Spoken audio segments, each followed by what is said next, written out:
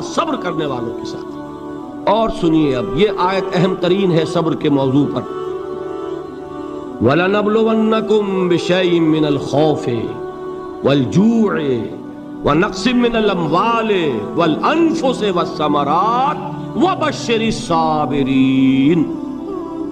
اور دیکھو ہم تمہیں آزمائیں گے، وَلَنَبْلُوَنَّكُمْ، ہم لازماً آزمائیں گے تمہیں، بِشَيْءٍ مِّنَ الْخَوْفِ، خوف کی کیفیت طاری کر کے، والجوع، بھوک، فقر اور فاقہ، ونقص من الاموال، مالی نقصان، والانفس، جانی نقصان، والثمرات، اور ثمرات، پھلوں اور میووں کا نقصان۔ میرے نزدیک یہاں پر ثمرات کا مفہوم ایک اور بھی ہے۔ ایک تو صاف تھا، کھجور کی فصل تیار ہے،